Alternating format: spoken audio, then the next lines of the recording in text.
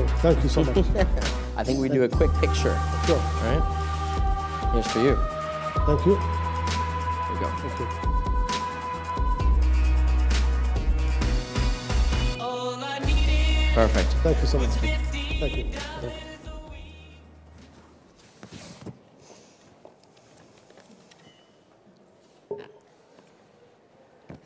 Good evening, dear Excellencies, ladies and gentlemen. I'm honored to be here this afternoon at this Concordian Annual Summit. I'm also honored to receive Concordian prestigious Leadership Award for 2019.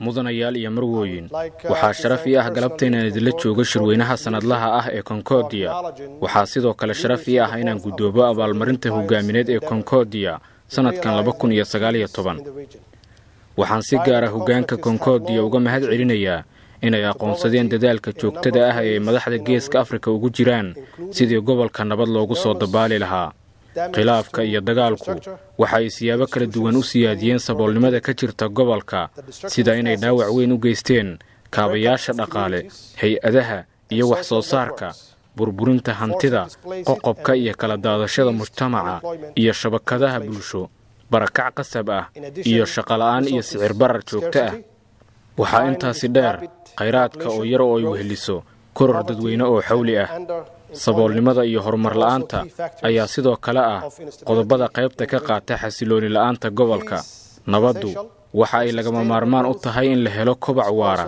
waxaana sidoo kale ay ka turjumaysaa heshiis ama wada noolaansho bulsho deganaan iyo barwaaqo I'm honored to report that a wind of hope and peace is blowing in the Horn of Africa after several decades of insecurity. However, maintaining peace requires trust building, compromise, concession, understanding, and commitment from all sides involved in the conflict.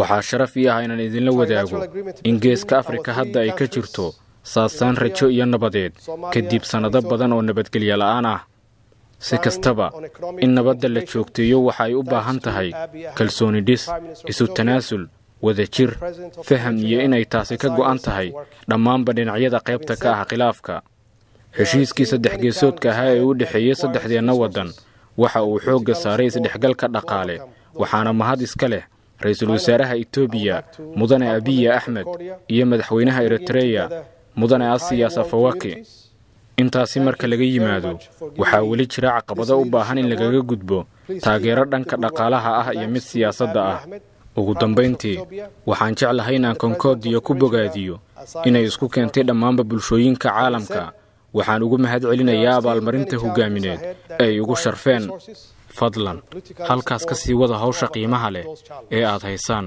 Finally, I would like to compliment Concordia for bringing together the entire world communities and thank you very much for giving me this leadership award.